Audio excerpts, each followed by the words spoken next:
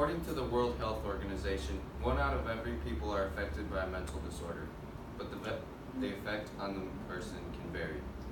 According to the Globe and Mail, there is an issue in China because 98% of abandoned children have disabilities. According to Reese's Rainbow Special Needs Adoption Support, statistically, 1 out of every 733 live births result in a child with Down syndrome.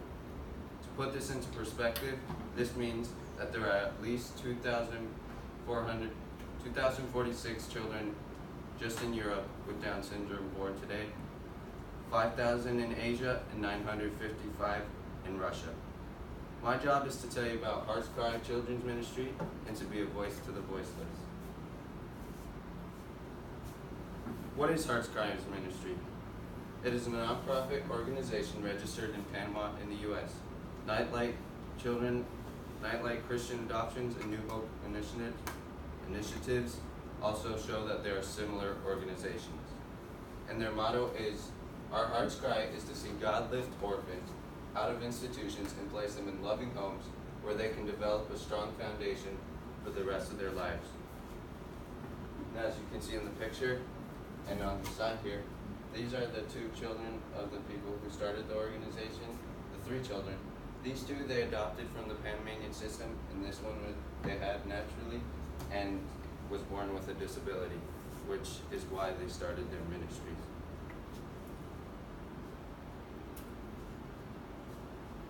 The areas where they have children, as I mentioned before, have fueled them to put the work into those specific areas in the workplace. The first of their services is Hearts Cry Family Services, which provides full service free of charge to Panamanian families or permanent residents interested in the process of adoption or foster care in the following areas: legal, psychological, and social.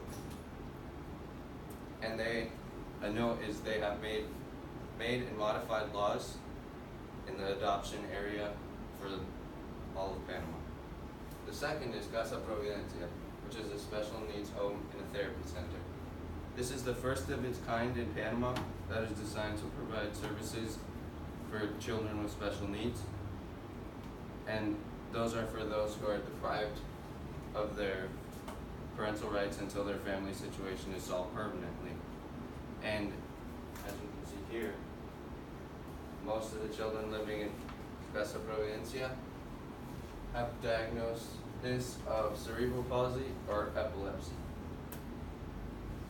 Their third care is orphan cares, which is to help institutions and or homes for children that already established in Panama, and it's to better equip them to provide for the physical, spiritual, and emotional needs of the children in their care, and they do this by having volunteers, donations, and staff trainings. People may hear this and think how it's great that there is a ministry for this, but some may wonder, what are the practical implications of this?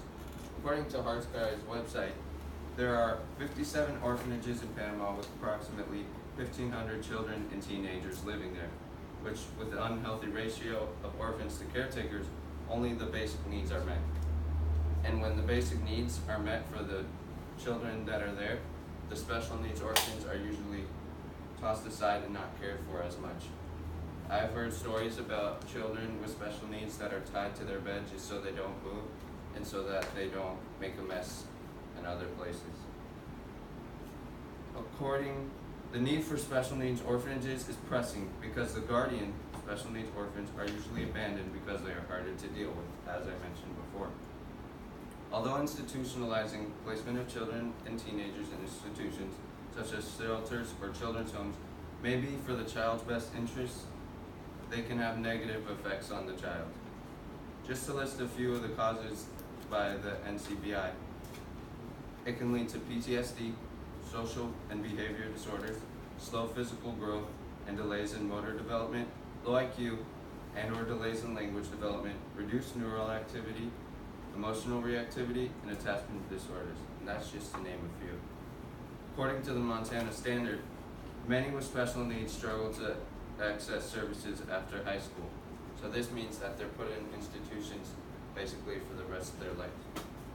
Heart's Cry did not only create another orphanage to better disperse the 1,500 orphans of Panama, they have created an attitude of service towards orphans by helping people know how to deal with them, by creating facilities for special needs orphans, and even getting laws passed so that adoption is a smoother process.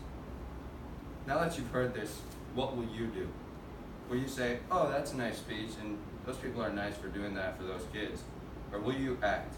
For more information, you can visit Heart's Cry's website, and you can see how you can get involved. And it's heartscrieschildren.com. I have presented an opportunity to you to do something meaningful, but it is up to you if you will take it.